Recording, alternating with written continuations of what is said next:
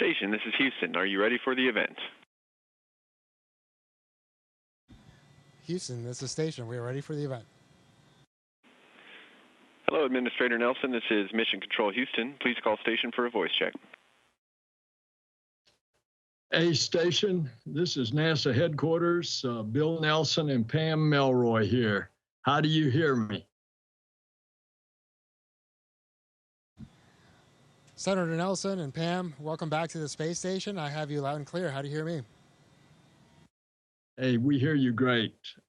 Frank, you've made all kind of records up there, and you've had 6 months that you didn't expect. How are you feeling?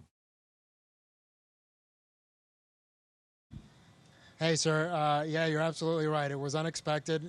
In some ways, it's been an incredible challenge, but in other ways, it's been an incredible blessing. And so, you know, I count myself lucky and honored to be able to represent the agency and our country. And yeah, looking forward to getting to 365 finally. I think that'll be a really good milestone for our nation to achieve. So you've got the replacement crew that's about to come in a few days. Then you all will be going home. Will you get to see your family when you land in Kazakhstan, or will they be reuniting with you back in Houston? Yes, sir. Well, I'll get to see my CB family in Kazakhstan, but unfortunately, I won't get to see my wife and kids until I get back to Houston. But it'll be good to see some familiar faces in Kazakhstan for sure. Pam? Yeah, speaking of your wife and kids, they've been on my mind so much this last year. I can't even imagine. When you launched, you thought you were going to be up for about 6 months or less. And now it's extended, and I know they've been tremendously supportive of you. I just want to ask, I hope there's nothing critical that you planned on being home for that you've missed. How have you been able to support your family from space?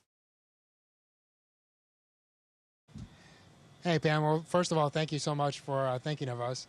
And yeah, you know, there were some actual, I mean, this was a big year for us. We had our oldest finish off her plebe year at the Naval Academy, and then our our son headed off to West Point. And so, yeah, just big challenges as they apply for and start off their college and young adult careers. But at the same time, you know, we felt some incredible love and support and just the prayers from our family and friends, our community. They just came around us and supported us. And honestly, seeing the support that my family was getting made it so much easier to be up here and focus on the mission because it just took that weight off my shoulders. And, you know, it was also, like, as much as it was a challenge for me as a father to miss all those things, it was also a pretty proud moment to see Deb and the kids just thrive and overcome. And I'm sure they missed me, but at the same time, you know, we all took on the challenge together, and it was just really neat to see them just have a great attitude throughout the past year. Hey, Frank, tell everybody how you can communicate so frequently with your family. It's quite a contrast to the space shuttle when we flew, and I flew way back. They wouldn't let us talk to our family. Now, our family could listen to the communications going on, but of course, we were only up a week, a short duration. You're up there for a long time. Tell about that communication. Yeah, the communication really is key. So when we first got up here, we had the voice over internet protocol telephone calls that we could pretty much make a phone call anytime we weren't working and we had KU availability. And then a few months into our stay, we started developing a video conferencing capability. And then that became more and more robust and something we were able to enjoy. So really for this last half of the mission, at least a couple times a week, I was able to do a video conference with my family, which was huge because it just helps you stay so connected to obviously talk to them, but then to see them, I think just changes the whole paradigm. And it was really pretty special to be able to do that. That's great. I just have to ask, do they love seeing you floating in zero G? Do you do backflips to entertain them? Yeah, it was really pretty cool to show them around. As you guys know, once you're up here for a little bit, you really get focused on the work, and sometimes you forget to appreciate the fact that you are floating around and that you have this amazing view down below you. And so every time I would show them around, it was pretty special because they would remind me. Also, the other thing that it kind of you lose track of is the hum of all this life support equipment, right? And it's just constant noise, but you tend to just drone it out. And when I would hear myself on the video conference, you hear that background noise, and it just reminds you that it's there. And again, just reminds you of how complex this entire station is, and what an incredible feat it is that we've been living in this thing for 23 years. Tell us about some of that work. Tell us about the science that you're doing. Yeah, it's been really pretty special. We've been really busy this past year. Some of my favorite science, obviously, as a doctor, is the biological sciences. We've done some plant experiments, grew the first tomatoes in space. We've done some genetic studies on plants, which I'm really looking forward to seeing how that turns out, because it's looking at, hey, the adaptations that plants develop in space, are they able to pass that on to subsequent generations? And so I think that'll be pretty cool science. We did the first 3D printing of human tissue up here in the biofabrication facility. And that was pretty cool to both run and see. And then the material science was also pretty special, doing some of the fiber optics development that we did up here, the electromagnetic levitation facility. Really, the combustion chamber. I've been the one thing that you do get to do as the more time you spend up here is you get to have hands-on on just about every part of the station. And so I count myself pretty blessed that almost every single experiment we've had up here I've been able to take a part in. That's absolutely amazing. I mean, when you think about all the different things that you just talked about, and all the different things that are, the fiber optic is going to, have a potential transformation for commercial. But I think the human part is very compelling, and it's great to have a doctor on board. But I do have one question for you. Did you eat the tomato?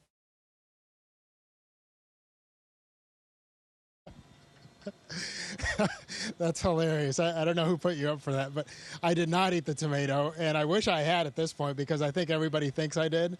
And no, and it just perplexes me. I spent so many hours looking for that thing.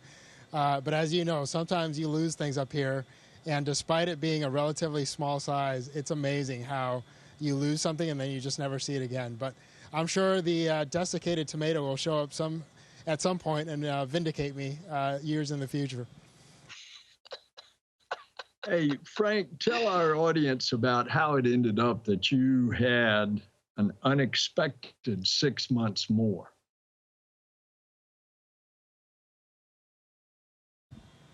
And sir, I'm so sorry. Can you repeat that question, please? Yeah. You ended up staying 6 months more in space on board the station than was originally planned. Let everybody know what happened.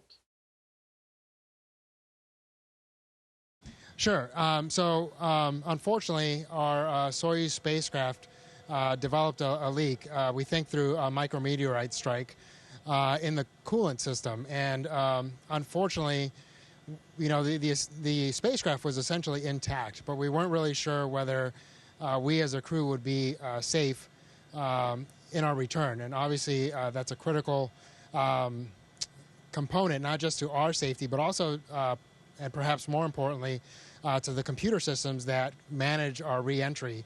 And so because of that, both NASA and Roscosmos came together. And again, as much as it was a challenge to stay an extra 6 months, I'm so grateful that the agency was able to say, hey, you know what, the safe thing to do would be to fly up a new spacecraft and have them wait and ensure a more safe return. And so, again, I count it as an incredible blessing that we have the capability to do that and that all parties involved were willing to do that. And so because they flew up the new spacecraft, we had to essentially backfill the mission that crew would have been filling, because they had to fly that spacecraft up empty, because we all have to have a safety vessel essentially to be able to go home in case of an emergency. And so they couldn't fly up both a replacement crew and our ability to have that safety ship. And so again, it's been a challenge, but I am looking forward to a return in a more safe and more secure spacecraft here in a couple of weeks. You know, you not only have set that record, but it is also timely because it's Hispanic Heritage Month. And you, as a Hispanic American, symbolize the diversity of the wonderful, rich fabric of America. Give us a message on this month's celebration. Yes, sir. Well, it is very special timing. And actually, I came up last year in the same month of September. And so it's been a unique sandwiching of my time up here. And it's really an honor to represent both our country and my Latino community.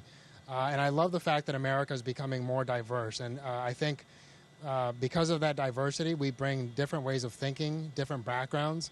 And really what that gives us is more unique perspectives on problem solving, right? And as we face bigger and more complex problems in the future, especially as we take on the challenge of human spaceflight deeper into our solar system, I think those unique perspectives are going to provide amazing and different points of view that will help us solve problems in ways that we can't even imagine right now. And so not just to Latinos out there, but to all of Americans, man, I can't wait. As a parent to 4 young kids, I've seen what this younger generation is capable of, and I think our nation's going to be in good hands, and I can't wait to see what these younger generations, the lengths that they'll take our country to, and I think it's going to be pretty incredible to watch. That's just awesome. That is such a fantastic message. I do want to go back to say that I know what a big deal it is for you and your Russian colleagues to stay for an extra period of time, but it also gives you kind of a unique perspective. I mean, the station has changed, actually, because the crews have changed. When you got up there, Crew 4 was aboard station. You have seen crews come and go. You have welcomed them and joined with them, and then you've had to say farewell. And now it's your turn coming up. How is that different, and how is that making you feel? Yeah, Pam, thanks so much for that question, because one of the biggest, really my favorite part of being up here, and I think the most special part to me, is the fact that I've been able to fly with. By the time Laurel's crew gets here, it'll have been 28 other people that I've spent time in space with.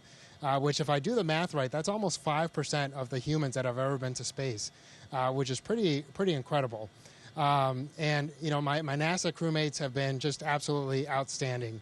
I've been able to fly with almost half of my classmates, which, as you know, flying with a classmate just has a pretty unique feel to it and pretty special. And so, honestly, I couldn't have imagined that I would get to fly with half of my class.